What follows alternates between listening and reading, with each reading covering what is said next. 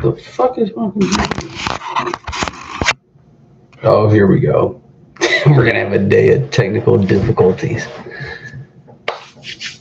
Doo doo. What's going on, y'all? Just working on setting this up real quick. I really hope that flutter don't stay on here. What is that shit?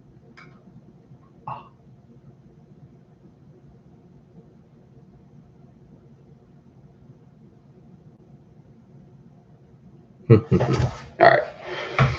Yo, what's going on, y'all? Appreciate you stopping by this Sunday evening. We're going to talk about a very important topic tonight. And I'm going to drop you guys some serious game here because if you're here watching this, clearly you're interested in building yourself up and you're just not wanting to be a worker. You're wanting to take that next step and eventually start your own business, which personally I think is one of the best things that you can do. Obviously, we always need workers. We need people on the field, do what we need to do, but it's also important we got to have good business owners in there, right? So I'm going to give you guys just a basic blueprint of kind of what I've used to get myself started. I've only been in business for a couple of years at this point, but a lot of what I'm going to talk about tonight is going to help you start from the very bottom if you don't know what to do and kind of work your way up next couple levels. Because it's quite the journey, honestly. It's not easy. And there's nothing really that prepares you for it. You can read whatever book you want to. You can take all these classes, watch as many YouTube channels as you want to, but nothing's going to prepare you for it like actually being out there and getting started in that. And I know for myself, it was hard figuring out where to even begin it and even wanting to get started in it, because I ain't gonna lie, it's kind of scary. You got that when you're working for somebody, you got that steady income coming in, and it's hard to break away from that and do your own thing. So with that said, let's get into it. And the first thing I really want to touch on with this is, are you even the right individual to want to start your own business? Because it takes a different type of mindset to do this kind of stuff. And for me, what it comes down to is two basic things if you're going to start your own business. It's experience and it's tolerance. All right. Now, to break these down in experience, I would never advise anybody if you're going to start like a plumbing, electrical, HVAC, carpentry, even a roofing business. I myself, I probably would not feel very confident trying to start one of these businesses without at least having some sort of experience, right? And what I mean by that is, if you want to start your own plumbing business one day, go work for a smaller mom and pop plumbing company, get to know the ins and outs, get experience in the field so that when you go out there and you start your own business, you kind of have an understanding of how to handle certain situations. You've worked with people over the years, you're going to have that experience. It's going to help you profound on that a little bit more. And the nice thing about experience, what it does is it gives you confidence and it gives you knowledge. So when you get out there, you're not like a deer in the headlights. You're like, oh shit, what do I do? I don't know anything out here.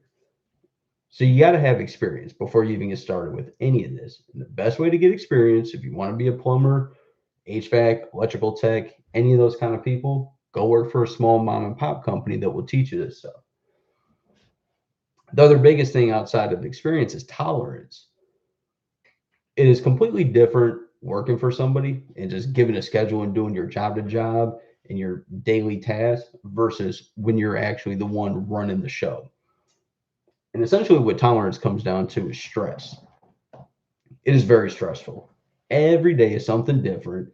And like when I talk with my old boss about it, it's not like I'm a plumber anymore or even a business owner. I'm almost a firefighter at this point. And I say that because what happens when you go from that role of being the worker to actually being the owner or the actual boss that's on top of everything, it's constant fires that you're putting out. Whether your guys are breaking equipment, maybe you don't have the right tools, or a customer, something went wrong on a job and you got a customer that's yelling or threatening a bad review or doesn't want to pay you. That shit is stressful, or not even knowing when your money's coming in. Because like when you work for somebody, you already know, like, I'm getting paid on Friday and I know how much I'm getting paid. When you start your own business, you ain't got a fucking clue when you getting paid. Yeah, you can bill your customers and everything, but you're banking on your phone ringing every single day to get new clients in and new money coming in. And that shit's stressful. I know, like when I went out on my own, and I'll get into that a little bit too, like how that even transpired. But for the first like 6 months that I was on my own, that shit was scary. Like, I mean, I'm talking about I'm damn near eating bread and bologna, and I got a family to feed. I got, overhead. I've got vehicles, even just like my personal stuff. Like, I got bills to pay, and that's scary when you go from having that 9 to 5 that you can depend on to one day you wake up and maybe that phone isn't ringing and that money's not coming in.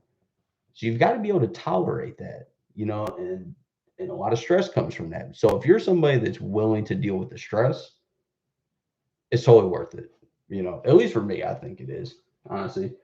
And stress, I try not to look at it as a negative, right? Use stress as a positive, because what it allows you to do is if you can overcome the stress, you're going to grow as an individual and you're going to overcome things that you didn't even think were possible. So once you've got the experience and you know that you can tolerate this kind of stuff, we're ready for the business world, right? And I think what it comes down to at this point, let's take my position, for example. I worked for two different companies over a span of 8 years. And I would, I built up a little bit of side work here and there. I got my clientele, and I would get to the point where I would just say, like, oh, yeah, I can't wait to start my own business. I can't wait to go off on my own. And I would say that shit year after year after year. I'd be like, oh, yeah, this is going to be the year I quit. This is going to be the year I go into business myself. You know what that comes down to right here? That leap of faith. 90% of us are not going to actually quit our job and go and do that shit. Me personally, I had to get fired from my position. And I don't think if I ever got fired that I even necessarily would have gotten to the point where I really had my own business, because one way that I built it up was with side work. And that's going to be an important thing that we're going to talk about in here. But before you take that leap of faith, right, you don't want to just jump from your job and be like, all right, I'm going to start a business and it's going to be all great from here and there. I had to build up my clientele for about 4 years. And that's what got me through. Like, I'll never forget, once I got fired from my job, those first like 6, 7 months, it was so scary. But thank God I had built up that little bit of clientele, because that's what kept my phone ringing. You've got to do that. You've got to build up the clientele. And what that comes down to is side work. So let's say you work like a 9 to 5 for somebody, or maybe you're working 10 hours a day, 5 days a week. What you have to start doing is going out on Saturdays and Sundays and doing work, or maybe taking a plumbing call after work, whether it's for, I generally don't recommend the friends and family route. You really want to get outside of that and deal with like normal outside people, because friends and family, they're always going to want discounts. They're going to expect you to do the job for free or for cheap. And they don't really pass your name around. Like, they will, but you'll get passed around to other family members. That doesn't help you. You need real world people passing around your information. So to get back into it a little bit. So while you're getting the experience, work on Saturdays, work on Sundays, start building up your clientele, because then that just makes the leap of faith that much easier. Because what you'll realize is, I can work Monday through Friday, you know, 40 hours a week and make 1,000, maybe $1,500 for the company that I'm with, right? But you'll realize when you go out on a Saturday, you can make that same amount of money. So then what starts to get in your head is like, all right, I can make in one day what I'm making 5 days. That's where it starts to come in at. And then that's where you start to snowball it. You get a couple clients that call you regularly. And that's where I always recommend try to get in with like an apartment complex, or maybe like a real estate investor who has a bunch of properties. Those are some of the best ways that you can get in. I see your question coming up. I'll answer it here in a little bit. I just want to get into a couple little tidbits here, and then I'll break away and answer some questions on there. So you got to build up that clientele a little bit, right? And then Once you get to the point where maybe you're working like every Saturday, every Sunday, and you're kind of matching on a weekly basis what you're making in a day or two to what it takes you for a week, that's when you know that you're about ready to go off on your own and you need to prepare to either leave your job or do something so destructive that they got to let your ass go and you got no other choice, because you know you're not going to go work for somebody else. You're ready to do your own thing. Let me answer your question, because next what we're going to start talking about is, all right, I got the experience. I've got the clientele built up, right? I'm ready for the leap of faith. I'm about to quit my job, but I ain't got no cash on hand to handle that. If I leave my job, I don't have enough cash. What do I do? We'll get to that in a second.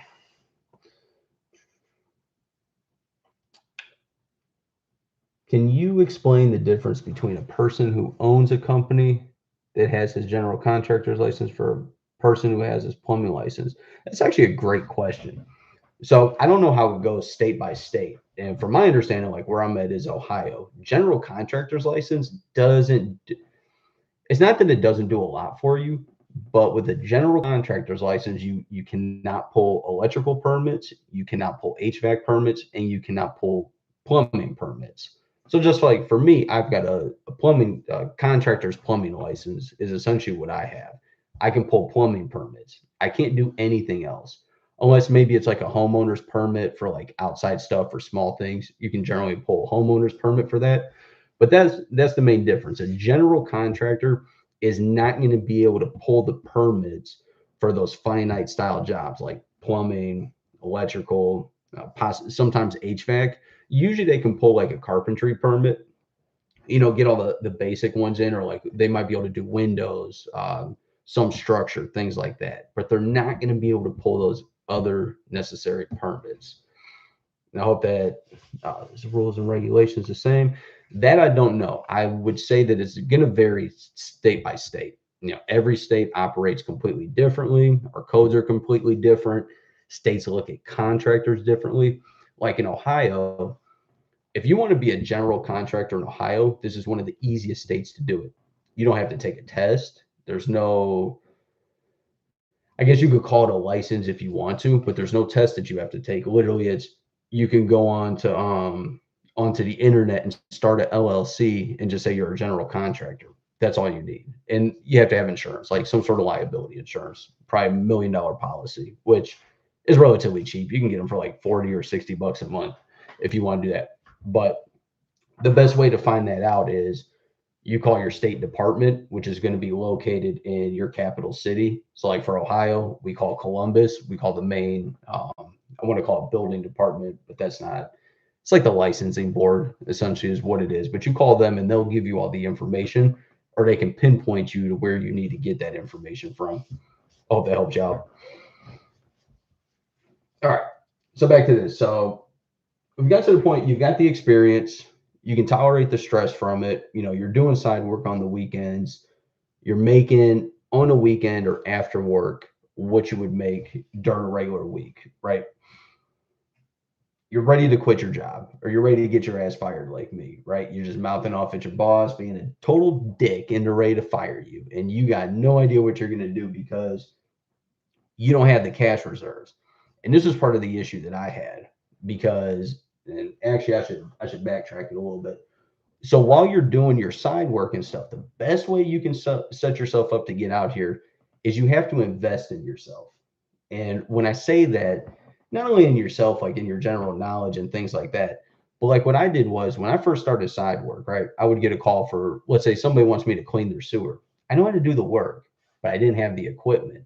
So what I would do is, and this is going to kind of go into the good debt versus bad debt thing. What I would do is I got a credit card and I bought a sewer cleaning machine on that credit card, right? So now I'm making money. Now I can do sewer calls. Now I can make money doing that. And I put it on a credit card and I'll slowly pay it off. It's what we call good debt, right? And we'll get into the good debt, bad debt thing. For sure, Dylan, man. I'm glad I was able to answer that for you. But what you need to do is when you're doing the side work, and this isn't going to happen in a year, it's probably going to take you 2-3+ years to do it. You build your equipment up. You're going to have your basic hand tools because most companies require you to have that stuff. But on your side work, that's where you start buying your specialty items. You start getting like your drain cleaning equipment. You get the like your pro press gun. Maybe you get yourself a van. Like that's one thing I did. Once I was about, I think 2 or 3 years, I always had a pickup truck. I could load my stuff in the back. As I got more and more jobs, it became an absolute pain in the ass to work out of the truck. So then I bought a trailer, right? And now I can load up way more material than I could put in my truck. And when I need to go do side work, all I got to do is I hook up my trailer or I unattach it. It made things a lot easier. So that 5 year period, 4 year period, I'm just buying stuff. I'm buying equipment. I'm setting myself up because I knew that I wanted to have my own business, and I knew that I had to be prepared to a degree. Because if you have the experience and you're ready to quit, but you don't have the equipment or the structure, you're going to fall flat on your face. You see guys do it all the time. That side work's not going to carry you because you got to pay your bills. And if you haven't already bought the equipment and you run through that slow period and you can't do the jobs, it's going to be that much harder for you. And that's where you have to understand good debt and bad debt, which we'll kind of get into that. So the cash versus loan things. Personally, what I did was I built up my cash reserves a little bit. I'd take money from my side work and just kind of pile it away, and not touch it outside of investing into equipment, vehicles, things of that nature, right? And that's where the good debt comes in. If you don't have the money and you need to go get a credit card to go buy yourself some tools, that's a good ass move. That's smart. That's good debt. Now you're buying a credit card and what you're doing is going out to dinner on it or buying clothes, or shoes. That's no bueno. You're going to max that card out and you're going to go off on your own and you're not going to have any money. The other thing the good debt does is, to a degree, when you have that credit card, it's like for me, and it got me in a little bit of trouble, but I got out of it. I took a couple big jobs when I first went out on my own, and I put the material of those jobs on my credit card to cover for it. And what happened though was that job took a long time to pay me out. So I'm coming out of my pocket, just paying the minimum on that credit card until that job paid. And if that job did not pay me, I wouldn't be here talking to you today. I'd probably be in jail because of going after somebody. Because that one move would have just wrecked the whole situation. So you really should be taking that side work money and building up your cash reserves so that when you go off on your own, you're ready for it. Personally, what I would say is, in a real perfect world situation, if you could build up a year of funds, like what it would cost you to live for a year, that would be the most ideal. Or even if you could get it with credit cards. I wouldn't really advise that though, because then you're putting a lot of bad debt on your cards. Not a smart move.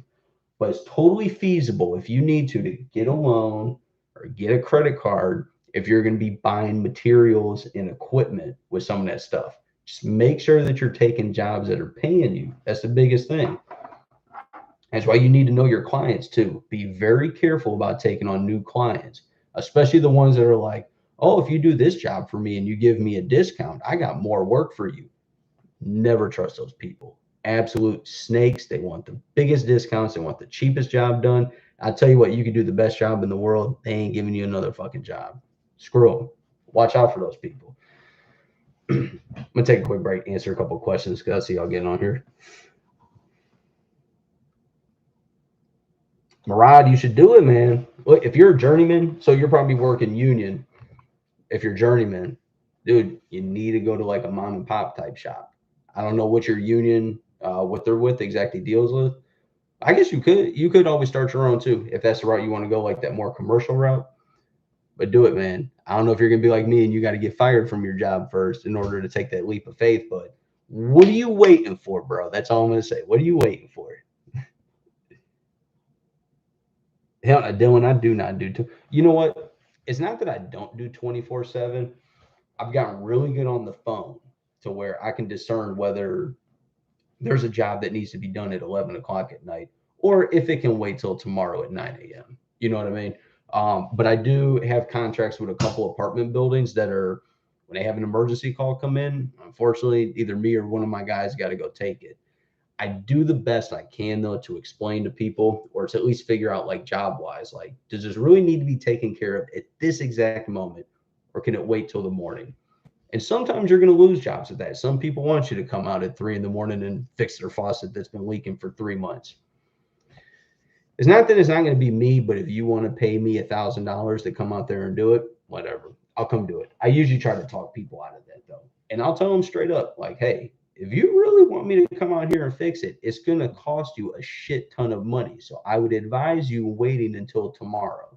Susie, it's been leaking for 2 weeks. You do not need me right now. You're just calling me because you're drunk and bored, okay? Even at the other companies I've worked for, I've never worked for a company where it's been 24/7 service, really. Like we would get some on call, things like that, but we try to stay away from it. Nobody wants to be on call all the time. You save that for the absolute emergencies, and you take care of your people when they do that. Like for my guys, what we do is if we got an emergency call or like an after hours thing, I give them a fat ass bonus. So like, let's take it for example, if a normal job costs $250, right? We'll just use it as an example, snaking on a kitchen sink. They got to go out on a Sunday afternoon. It's automatic double time, right? So you figure minimum you're paying me $500 to snake that kitchen sink. I'll pay my guy the double time. So they'll get that 250 off of there and take that. Just because it's like for me, my vehicles are out there. Sunday and Tuesday are no different than each other. It's still a van out on the road. We're still hitting our minimum profit that we need to. So they can take the bonus if it keeps them happy. Because I wish my old boss, like we had bonus programs, but they were okay, But some of that stuff gets difficult when I'm telling you, you're going to get out there and you're going to start doing that side work and you're not going to want to work extra hours for your job because you can go out on a Saturday and make the same amount of money working one day that you would for 5 days. And then you start to realize that all that overtime is total garbage. Go hit one side job after work. You work 2 hours overtime at your job, right? What do you get? Maybe an extra $60 on that or something like that. But you do a side job, it takes you 2 hours. You get $400 or $500, if not more, depending on where you're at. Like it's honestly a no-brainer. Like once you start to see the numbers and stuff, you're like, oh, why am I working for people? I know most of the people that are going to watch this are going to see this want to be the owners. Don't ever feel bad though if you want to just be the worker. Ever feel bad? The only time, not that you should feel bad, but if you know in the back of your head that you're like, hey, I want to be an owner, go for it because you're going to get old and you're going to regret that you did that. If you know in your head that you're like, hey, I don't want to deal with the stress. I don't want to deal with the back end work of it. I'm fine with just working. I'm fine with my 9 to 5. That's cool. We need people like that. Everybody can't be an owner. If we were all just owners out here, where are the workers at? I don't want to get my hands dirty anymore. Just kidding. I mean, I still would, but or I still do. I go out there and dig with my guys or do jobs. Like tomorrow, I'm going out and doing a whole repipe with my guys. I'm not too good for that shit. Anyways, back to what we were talking about. So you've got the experience. You can tolerate the stress, right? You're ready for the leap of faith. You've built up your cash reserves. You've been buying equipment. You've been stocking up on your items. You've been getting prepared for this moment because you know that it's coming, right? Maybe you've got a couple credit cards out. You're prepared. This is the best way that you can set yourself up. This is partly where this helped tremendously with, I don't want to say success because I'm still growing. I'm still trying to hit different levels. But this is what allowed me to get through that first rough year. I bought my trailer. I bought my organized equipment. I stocked up on my materials. I bought all the equipment that I needed to get me those jobs that pay well. And that's what you need to focus on. You need to get that stuff set up before you take that leap of faith. I'm gonna tell you, I've got a couple buddies who have tried this. They get pissed at their job, they quit. They think because they go do a couple of jobs here and there and they make that little bit of extra money that they can just go off and start their own business. But the moment times get tough and your phone doesn't ring for a week, that's it. You have to go find another job or else you're going to be sleeping under a bridge. And you don't want to put yourself in that position. You want to be as prepared as possible, which coming from me, it's not that I'm not prepared, but sometimes I can be a little disorganized. It's a little bit easier said than done, but if you're an organized, prepared person, take these steps. If you put it into play, that leap of faith is going to be that much easier. So You've done all that stuff, right? Now you've taken the leap of faith. You're jumping from your job, you're jumping ship, you're ready to start your own, right?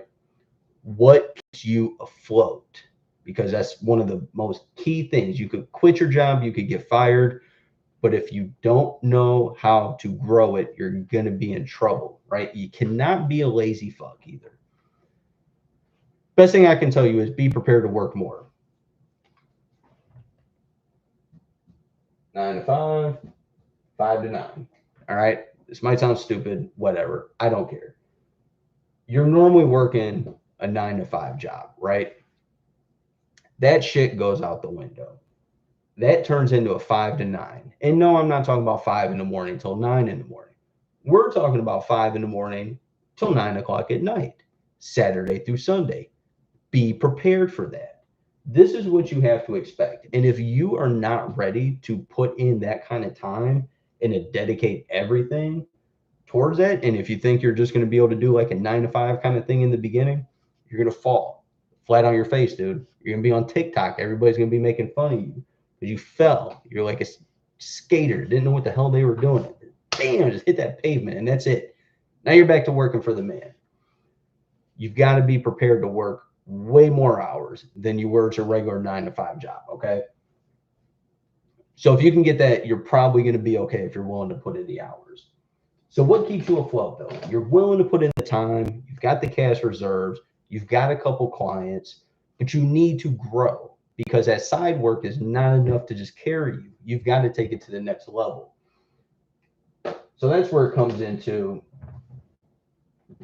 how do I get clients? How do I get new work in? Because before I could work Saturday and Sunday, that's like one extra, maybe 2 extra clients a week, right? I know for me, that's kind of how it was. Over that 4 year period, I would get the same 1, 2, maybe 3 clients in a week, pass my name around as well. Maybe I get a fourth one in there, maybe just 1 client in a week. It goes relatively slow. So you have to fill that book because now you're working Monday through Sunday and you need to fill up as much time slot on your books as you can. And I'm going to tell you right now, most of these are not going to cost you anything. That's the most important part of it too. You want to be very conscious of how much money you're spending when you first go onto your own. Once you've established yourself and you're making money, maybe you got a couple guys working for you, then you can start spending those advertising dollars. But starting off, you want to be very careful about that, and you want to try and do as much for free to get as much clientele as possible. Stay away from Google, stay away from Facebook, unless you're just on there making content. But I would not be paying to boost it or any of that stuff. I can't tell you how many times on my Instagram or any of my other apps that I see some plumbing company that gets advertised and they're out in fucking Canada. You're not even near me. Like you spend all those ad dollars to promote your videos and your business to a city that's 400 miles away from you. I would be calling Zuckerberg up in a minute, like, boy, you better get in your bunker over there in Hawaii because I'm coming for your ass. This is how you're spending my money? Hell not. Hell not. Play around with that stuff when you got money to throw in the fire. All right. So how do you get clients? How did I get clients? How did I get my clients to build it up? I'll tell you about the best one that skyrocketed the business, took me to the next level. All right. But the first one is the neighborhood app. So I think this is a normal, like pretty much everywhere this app should be at. So it's literally called the neighborhood app. And generally what it is, it's like a community-based app. You download it, you're part of like say for me, I'm in Cleveland, right? So I became part of the Cleveland community. And what you do is you start posting on there. It doesn't cost you anything to be on there. You just make posts like, hey, I'm a plumber looking for work, maybe I'm doing this kind of job, or hey, I'm a plumber. I specialize in drain cleaning, sewer televising. I specialize in water line repairs. I specialize in bathroom additions or doing second floor laundry or first floor laundry, moving laundry tubs, things like that around, specialize in water heaters. Put that information out there because then all it takes when you're using this app, okay, this is the best thing about this. When you're using that neighborhood app, it's going to take you a minute to initially get those clients. But what happens is you score 1 client off of that app, right? And I'm telling you, you got to do the best job possible. I don't care if you got to wash their dishes or clean their toilet. Okay. You do the best job possible. And then what happens is when somebody on that app is asking about a plumber, little Susie, who you went to go do work for, and you did a stellar job, you cleaned her dishes, you washed her floor. I'm not saying to do that, but I'm also saying that I've done that. I've cleaned people's dishes. You ever heard of a plumber cleaning somebody's dishes? It will. I've walked my. I've got videos on there. I've literally walked my customers' dogs before, because that's what sets you apart from everybody else. But all that takes is once you get on there, you do that. All it takes is for one person on there to be like, "Hey, I need a plumber." Now Susie knows you. Susie knows you're a good plumber. Susie's going to put your name out there. Susie did this for free, right? Now you go work for that new client. You bang it out. Boom. Awesome job. Affordable. You did your job. You were nice. You weren't a pushy ass salesperson. You charged her a fair rate. Next person that hops on there. Boom. And it spirals from there. And it didn't cost you anything but a little bit of your time and posting the ad. It's a no brainer. Now this next one, this BNI. Sorry, I know it's a little hard for you guys to see. I probably next time I'll pick better colors instead of making this thing a damn rainbow. But BNI/networking groups. BNI changed my life. What BNI is Business Network International, something like that. I should probably know this. I've been part of it for over a year now. But anyways, what this is, it's a collaborative network group that you're a part of. This is nationwide. I guarantee you, if you look up by your city, like a BNI group, and I'll probably do a video on this so I can post a link and all that stuff. Business Networking International. It's this group you meet up once a week, wherever you're local to or wherever you want to meet at, wherever this group is a part of, you go and meet them. And the great thing about it is you only allowed one of like any type of business category in there, right? So you can only have one plumber in the group. You can only have one electrician, one realtor, one insurance sales, one accountant, one car salesperson. So what happens is you become a part of this network and you're meeting once a week. So you get to know, like, and trust these people. And I'm going to tell you right now, I went to just go do a sit-in. My banker told me about this. He's like, dude, you got to check out this BNI group. I see that you're a little slow right now. Go in. It's on Tuesday mornings. Go check it out. See what happens. I went there Tuesday morning, right? So, of course, I'm the only plumber in the group. No other tradesperson, mind you, in this group, which is why this is like a dead on. You should become part of this if you want to grow your business.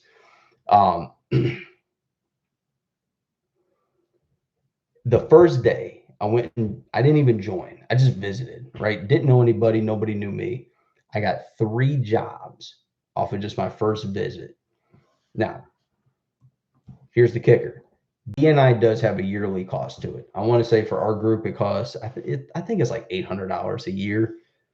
But that first day I got 3 jobs off of it, right? Those 3 jobs netted me $900.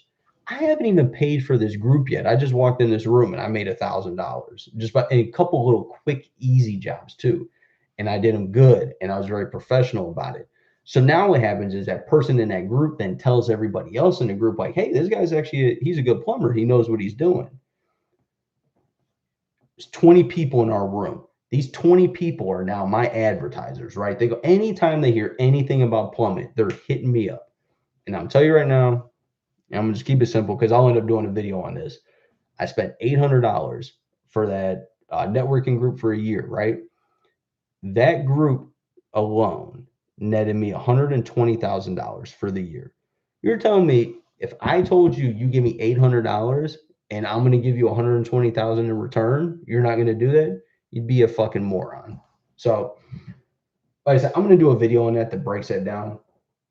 But BNI is a great place any plumber should be at. Any plumber, electrician, carpenter, roofer, any of that you should look at, because that's what's going to grow your business right there. That single move, that one move is what allowed me to then hire a couple employees, take on bigger jobs, which may in turn means more money, more growth, more stress, right? Remember that it comes with all this. And we're going to get into the great steps and and a little handy dandy, you like my little, I forgot what the hell you call it. You like the little stick figure I drew down there? It's been a long time since I made one of those. But anyways, BNI is a big one. The other thing is just a general networking group. So like here in Cleveland, we have a very hot real estate market. So one thing that I've done is after joining BNI and now being comfortable with talking with people that I don't know, I've joined another group. And this one was like a real estate based group. This is one where just a bunch of realtors meet up once a month. There's about 100 of them. I'm the only tradesperson that shows up to this. Now, yes, I own a couple real estate properties or like rentals. So it kind of helped get my foot in the door with that one. But I'm the only plumber in that group. Now, I will say for kickers, this particular one that I joined, became a part of, most of them have their own plumber, or because they're real estate investors, they're looking for the cheapest plumber. I'm not the cheapest. I'm not the most expensive either. But so what I'm trying to figure out is what group is a good fit? What group that I spend my time in is going to get me the most money? And what group can I help out the most? Because that's the other thing too. You go into these groups just looking to get business and not help out at all, it's not going to work out very good for you. You'll find out real quick. These people are not going to want to deal with you. You got to be willing to give as much as you receive. Okay. So join a networking group. The other thing too is, and I've gotten to this point too, when times got really, really tough, is just do door to door, and it's good practice for you too on the sales side. You literally pick a neighborhood. So like for me, when I was getting ready to do it, I was going to pick one of the more affluent neighborhoods where they got a little bit of money. I'm not going to the hood and trying to sell plumbing there. But you just go door to door, pick a nice area that you want to do work in, or one that you're familiar with because you've done work there. Maybe you know people in the area. Just go door to door. Knock on the door, be like, hey, I'm a new plumber, just started a business. I'm looking to do some work. Do you have a leaky faucet or a slow drain I can take a look at? It's that simple. Bang on doors all day till the phone rings. Because all it takes is a couple good clients, and then they start passing your name around. And as long as you continue to do good work and you don't take advantage of people, you'll be fine. It'll snowball. You gotta keep with it. It's the biggest thing. So don't go spending your money all crazy. You got to keep those cash reserves for the slow times. But allow that snowball to build up, and then you'll be able to, either stay where you're at, be comfortable, or build yourself up to the next level. And that's what. Let's see, what part should we get into there? We'll just talk about the sales part real quick. So when you're doing this, keep this in mind, okay? Plumbing, electrical, HVAC, carpentry, all that stuff. If you're starting your own business, it becomes very sales based. You have to know sales to a degree. If you're going to go out there on your own, getting clients, selling work, and making money, you've got to know how to sell to people. But that's also where the kicker comes in. Is like, all right, are you going to be an honest salesperson, or are you going to be a dishonest salesperson? Because I'm going to tell you right now, it's easy to be an honest salesperson when the money's good, and things are going well and things are smooth. It's very easy though to be a dishonest salesperson when the money gets tight and the phone calls start drying up. I would advise, and I know you're probably thinking, oh, I'll never do dishonest sales. Don't do it. That little voice is going to be in the back of your head when your old Granny Sue's house and her water heater's leaking, and you want to tell her so bad that she needs to replace her water heater, but it's just a little pipe on the top of it that's dripping, and you can make $2,000 selling that water heater, or you can make $150 just doing a repair on top of it. Listen to the voice in the back of your head that says, no, be nice. Because all it takes, just like how it takes one client to really help build your business up, one move to build your business up, it takes one bad move to bring your business right into the dirt. You're dishonest with one person, that gets plastered to everybody. I couldn't imagine all the places I post, all the places my wife posts for me, if one person got on there and said, Nate is a dishonest plumber. I would be flabbergasted if I saw that. Your reputation is everything when you're building your business. Absolutely everything. You do not want to be dishonest. You do not want to sell things to people that they don't need. Learn sales, learn honest sales. And if you want to learn honest sales, stay away from that 48 Powers book. That'll get you right here. You'll start manipulating the shit out of people. You don't want to do that, right? There's plenty of work to be done. And if you're honest with people, and you charge a fair rate, they will take care of you. They will call you again. If you want to take the Roto-Rooter route or the Mr. Rooter route, where literally in their book, I guarantee you it still says it in there. And of course, there's a little satire. I'm not being that honest, but I am. In their operators mat, when you open it up and they tell you how to sell a job, they say, bend Granny Sue over and fuck her as hard as you can. That's what they're telling you to do because they want you to sell everything to these people. I would not recommend being that type of person because then what happens is when you do that, you have to spend more on advertising because people don't trust you. So you need a new client every single time versus when you're honest with people and you don't oversell them and you stay honest, you sell them what they need, you understand their wants and their needs, they're going to keep calling you. You got a customer for life at that point. All pretty much, not 100%, but 99% of my customers are reoccurring. There's not very many that I've had over the years that don't call me back or that say anything bad. Now, of course, naturally, you are going to have some of those iffy ones where things just don't work out or a job goes south. Take care of them the best you can. Keep calm. Keep face. You do not want to be labeled as dishonest or untrustworthy. You don't want that. It'll completely destroy your reputation. And then you're going to have to move cities or change business names or have somebody else selling the work for you. You don't want to get into that. It makes everything more difficult and it makes the stress level go up. You want to keep that stress as tolerable as possible. You don't want to do that, build that up because you did bad business. Think about how your girlfriend's going to look at you. You come home and she has to hear about you doing bad plumbing or poor old granny around the corner. Come on now. You don't want that. Be honest with what you do. It's very easy. We all got that voice in the back of our head. Morals. Keep them clean. All right.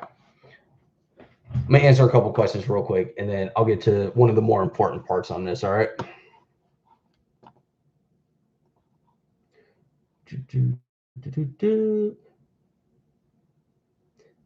Yeah, so Dylan, I want to say I'm under contract with any investors. It's pretty much just I'm in their network. So when they need somebody, they know to call me. Now, a lot of these investors, they've got multiple plumbers. They've got like their cheap handyman plumber that they can call when they need to, but me that they can call when they've got like the big serious job that comes up and they really need it handled properly.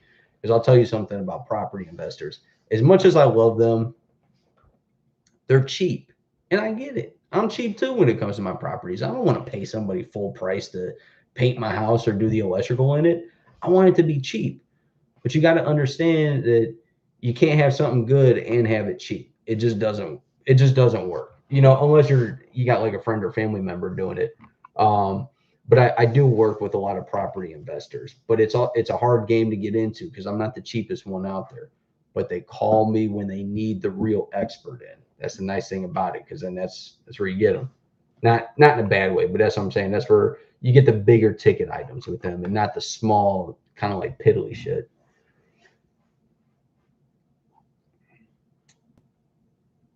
Chris, all right, hey man, congratulations on getting accepted in. Some of those unions in California, they can be pretty cutthroat. Good job on that. Shop play non-union shops.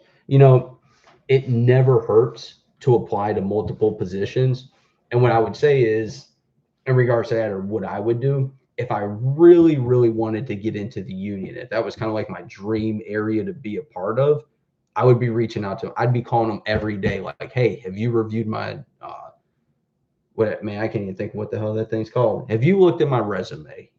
Have you reviewed it? What's your thoughts on that? Like, look, I'm eager. I want this job. Put me in there. Even if you don't know what you're doing, you got to bullshit them a little bit. You don't have to tell them you know all this stuff and you don't know it. But if you sound eager with it and you're not like pestering to that point, chances are they'll just give you the damn job. But it also doesn't hurt to apply to other places, especially like a non-union shop or a mom and pop. Those are the places where you're going to learn the most. And if you're looking to get into business for yourself, I would venture to say go with the non-union shop, like more mom and pop. You're going to learn a lot more at those. Union tends to be more construction, bigger jobs. I personally don't know how to start that kind of business. I know a smaller, like how to start that service side of it. So it's not going to hurt you. But if you really want to get into the union, call them up every day. Hey, have you reviewed my resume? What do you think? Why are you not putting me on? I know you guys got all this work going on. Put me in, coach. Yeah, stay on them. You know, so I got one of my jobs. I had to call them back a couple of times. They ended up giving me a chance, and here we are now.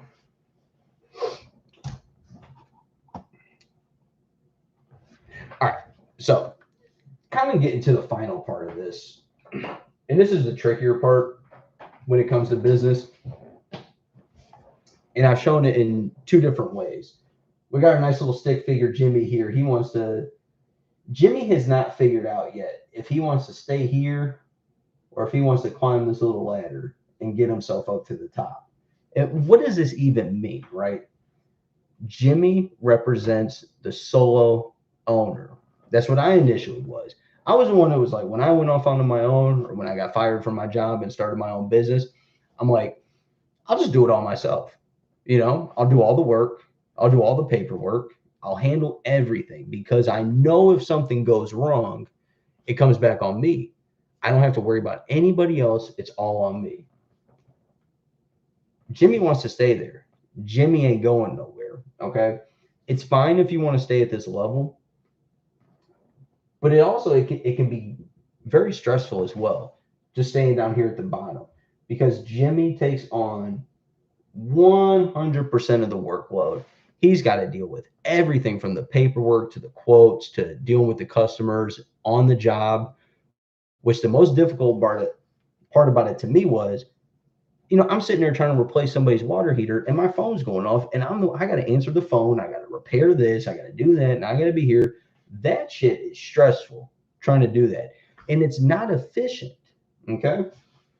Now, what Jimmy could do is Jimmy could raise his prices up and have less customers. And he could stay in that position and just kind of, you know, just kind of float on right through there and not have to worry about much. But if Jimmy wants to climb this ladder, and what this ladder represents is more money, more freedom.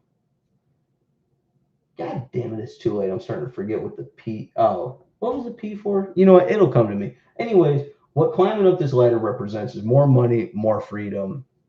Maybe I put the P for power. I don't know if I can remember. This was a couple hours ago.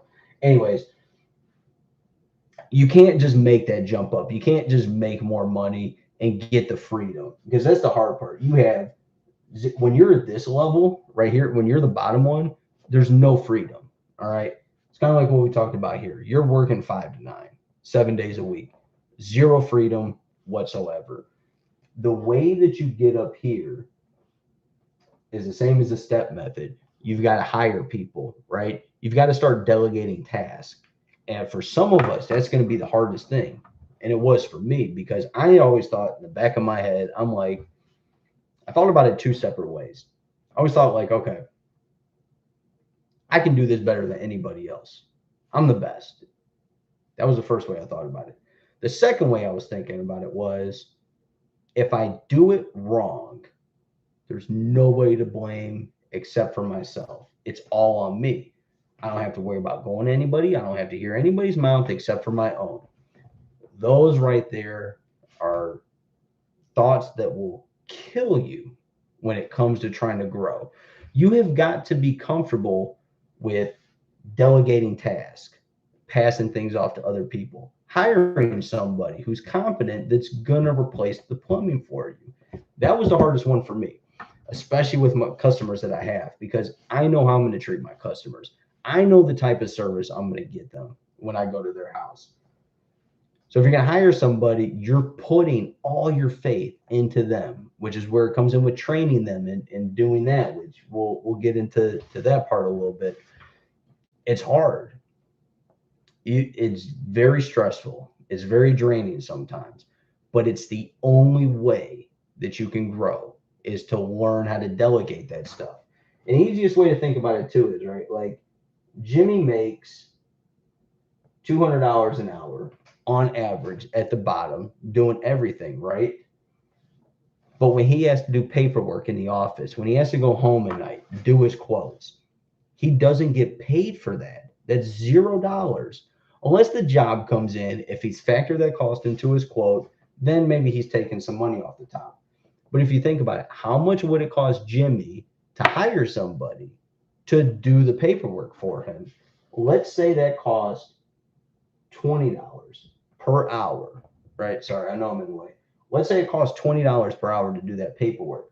Well, now Jimmy doesn't have to worry about that, and he's paying somebody to do it. And instead of taking an hour to do a $20 task, he can now take that hour and make an additional $200 on it, which would then pay for it. That's the part about it with hiring people and delegating tasks. You should not be doing any task. And I got to remind myself this because I still do it all the time, unfortunately, but I'm still also growing. I'm not at the end all be all where I want to be at. Any task that costs less per hour to do than what you make per hour, you need to delegate it. It's as simple as that. You need to find a way to delegate it. I don't care if you get on Fiverr and hire a hijab from over in India for $5 an hour. Delegate the task out. It's the best thing that you can do for yourself, because now you've gotten away from that, and now you can focus on the higher dollar task. That's the biggest part, because if you can keep bringing in the money, the business can continue to grow. You cannot grow a business doing $20 tasks when you make $200 an hour. The math ain't mathing. It doesn't make any sense. Don't do that to yourself. So if you want to, little Jimmy wants to keep climbing these ladders, he's going to have to delegate tasks. He's going to have to get comfortable with hiring people. That's where the step method is the same exact thing, just drawn out a little bit different. You're here at the very bottom step, right? You're Jimmy, Mr. Solo Jimmy, right? But you want to get to that next step. Well, what takes you to that next step? Hiring an employee, which is by far probably one of the more difficult things to do. Not just because it's difficult necessarily hiring somebody, but you're the sole person out there, and now you're putting your faith in somebody else. And hire an employee means you need extra material, you need to get extra equipment, you need to get another vehicle. You need to take the time to train them on your systems for how they're going to treat people, how they're going to sell jobs. But that will only take you so far, just hiring an employee, because when you hire somebody, or when you go to that next step, you got more problems that come with that next step. So you've hired the employee. Now you want to get to the next level. Well, and now you got to deal with overhead and all the things that come from that. So it's a constant, you got to keep taking it up a notch. It's not linear like that. It just doesn't go up. It doesn't. It's a lot of this. You might have a down in there, but it's a lot of ups and downs, and you've got to figure out, based on where you're at, what your next step is going to be. I pretty much have designed this the way that it went for me. My first step, when I was by myself and my phone started ringing, my next step, I had to hire an employee. That was the most important thing that I could do to then take my business up to the next level, because then once I hire an employee, we can now either do jobs together, or I can have them out at a job while I'm on another job. Or if I need to run out and go pull permits or do some paperwork with my accountant, I can have them out there making the same amount of money that I was by myself. But when you have an employee, you then get overhead because you've got all these materials now. Now you've got an extra vehicle. You're going to get to the point where you need a shop. It's this constant, like, I need this. It's almost like never ending, which is almost kind of the nice thing about it too, because it doesn't get boring. None of this shit is boring whatsoever, because you're constantly needing to grow. You're constantly needing to figure this stuff out. And if you have this goal in your head of where you want to get to, you got to take some profound steps to get there. It's as simple as that. And the easiest way that I understood it was, like we talked about here, when you make $200 an hour, you don't do $20 tasks. Same with my employees. Why would I not hire somebody? You're telling me I can make $200 an hour. So now if I hire somebody else, now I'm making $400 an hour. If I hire two people, now I'm making $600 an hour. There's a lot of stress that comes from that, overseeing all that. That's where you get to the point where you're constantly putting out fires. But it's cool because then what it forces you to do is figure all this stuff out in a manageable way to where you're then creating systems. Pretty much after you've created the systems for like how you hire people, how you train them, how they deal with the customers, how your business works, like the little inner workings to it. Once you get all that figured out, then what happens is, and this is what I'm trying to get to this point because this is what I want, freedom. The F, that's the big one. I don't think any of us generally want to work 60 to 80 hours a week. Maybe if you really love what you're doing, you will. I know me personally, like, I don't mind it. If I had a choice of working 60 hours a week versus working like 30 hours a week doing this, I'd probably take the 30 and maybe do something a little different with my time. So if you're looking for money and freedom, you've gotta walk the stairs. You've got to walk the stairs or you got to climb the ladder. It's as simple as that. Well, it's not simple. And the biggest thing with all this that I've learned though is back to the first one. If you can deal with stress, you can take care of all of this if you just look at it the right way. It's going to be stressful. Don't get upset. It allows you to grow as a person. That's one of the best things about it too. You will not recognize yourself after a couple of years. You're going to be a totally different person. You're going to handle things completely different. You're going to be talking to people differently. It's just a whole new you. That's how you're always going to be the same person. If you stick to that same 9 to 5 and you don't change, you don't grow, you're going to be the same person forever. And for some of you, that's cool. For some of you, that's what you want. Some of us don't want that. We want to get to that next step in our life. We want to do something different. And that's pretty much, that's the basics of starting your own plumbing business is essentially what it has come down to. Now, I notice a couple of you guys are still in here.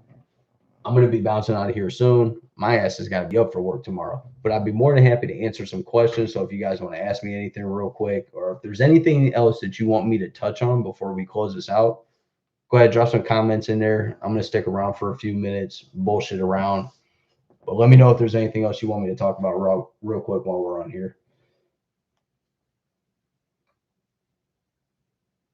Because, yeah, it's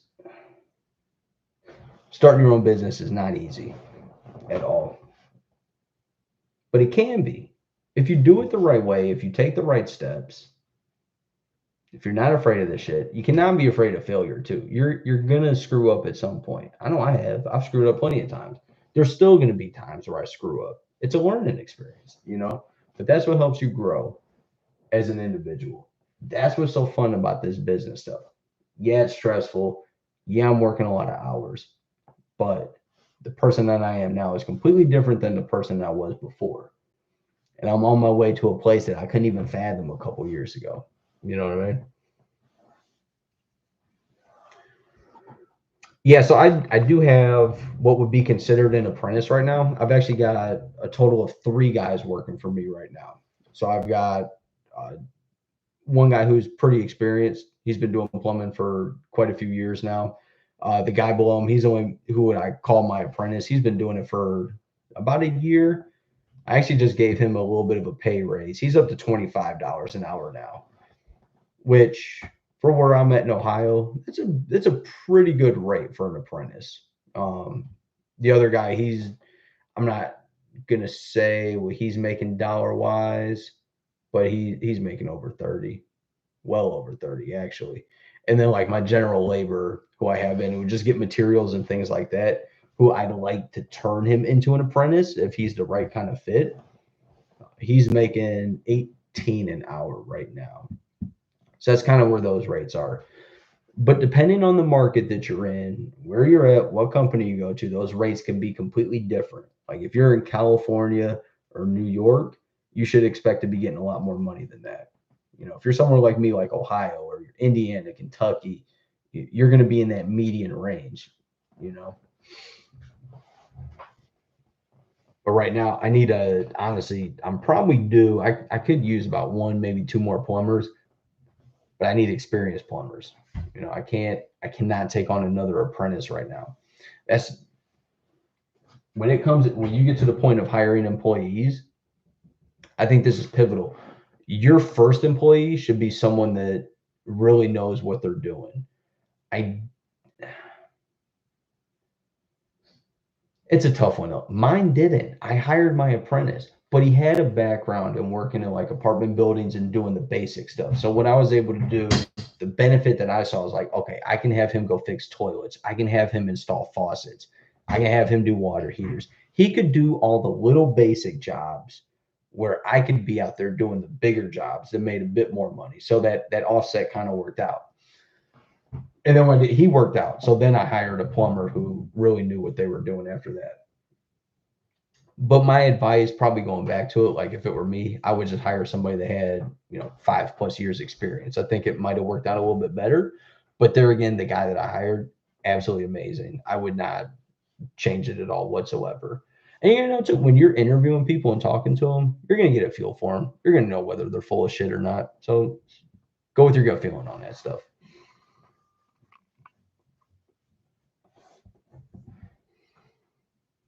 I'm just looking at your questions here. Chris, let's see what you got here.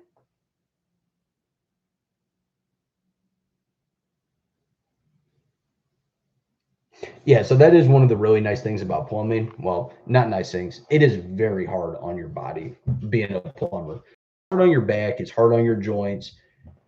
I've always heard from people from like the higher up people or like the older guys in the field, they're like, your body as a plumber is good for like 15 to 20 years. So that's also where I got in my head where it's like, okay, if I got this 15 to 20-year window, I know that I can't do this forever. I know I cannot be 65 years old still plumbing. But the nice thing about it is plumbing itself is very broad. There's so many other different fields you can get into, just like what you touched on. You could become an inspector. You could become a sales rep for like the supply houses where they sell the materials. You could work for, let's say, like a school or something of that. Matter of fact, one of my buddies, he actually works at the Brown Stadium as a plumber, and he goes around all day and just fixes toilets from what he tells me at least. I don't know if he does anything much bigger than that, but honestly, if your back's not going to hurt after, you know, fixing toilets all day. But the biggest thing I would say to that too, that I think longevity wise, it would really help you out is exercise. Go to the gym, start working out, whether you do it every day, every other day, but start working out, build your body up. Because if you lift more in the gym than what you're lifting at work and you're taking care of your body, I guarantee you get to 65 totally fine. Like you're gonna be sore, but there again, who the fuck is not sore at 60 years old? Go to the gym. That'd be the best thing I say. But know that there are other aspects that you can get into if your body is hurting. And that's also part of the reason why I got into the ownership. Like I said, I knew that my body was not going to last that long. I got a bad knee from an accident that happened before I even became a plumber. So it still bothers me. So I knew back in my head, like, all right, I got a future plan for this. What's my next step?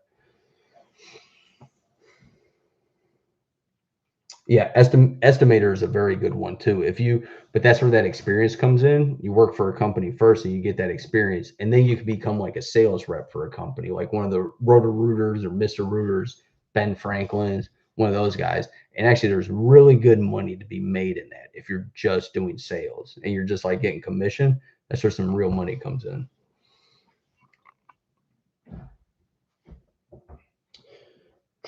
If you work commercial, Dylan, I'm just reading your thing too. If you work commercial work, will residential work be easier? Also, I'm starting my apprentice working in public schools. Honestly, man, I look at it the other way around. Commercial is a completely different ball game than residential. And I think really the right way to do it would be working residential first and then going commercial, because commercial is bigger, right? So you're starting an apprentice. You said you're working in public schools. The stuff that you're going to work on is going to be much bigger and much more straightforward than it is in a residential setting. Residential is difficult because you've got non-uniform plumbing. It runs in the tight spaces. You're up in these weird little ceilings. It's you have to be more creative and you have to get a little bit dirtier working in residential. but you learn a lot of tricks with that stuff, and you learn a lot more. And you also, personally, I think you see a bit more, even though commercial to me is more fun. It's bigger pipes. It's bigger pipes. It's bigger facilities. You get to use lifts and things like that. Yeah, you're still going to be working on sinks and toilets and things of that nature, but it's a completely different area.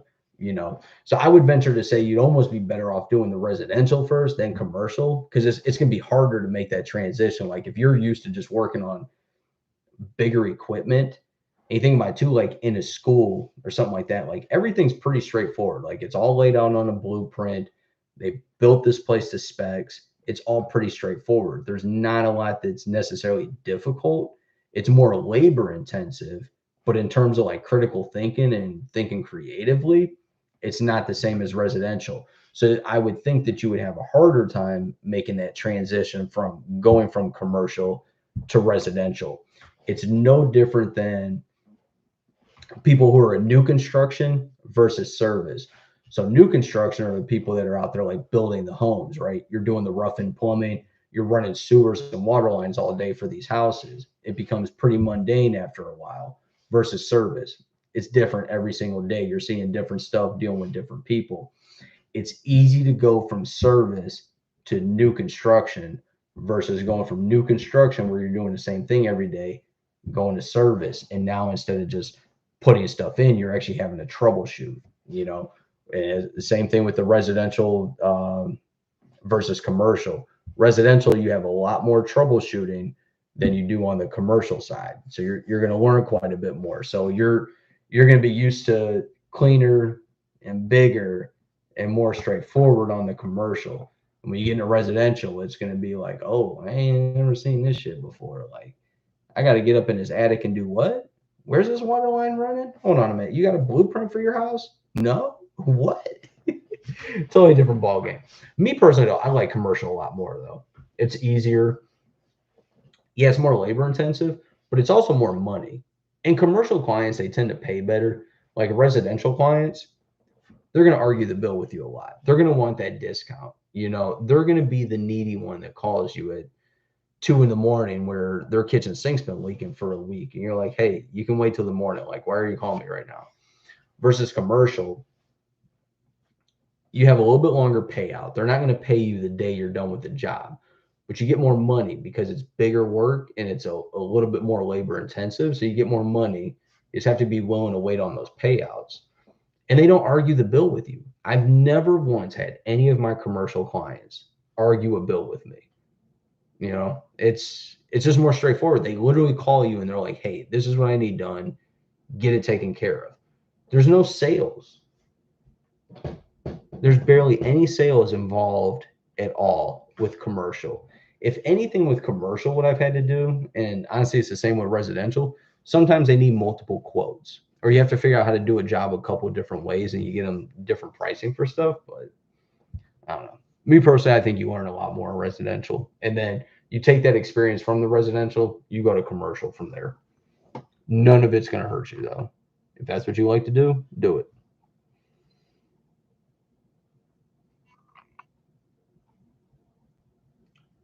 Appreciate the questions, by the way, guys.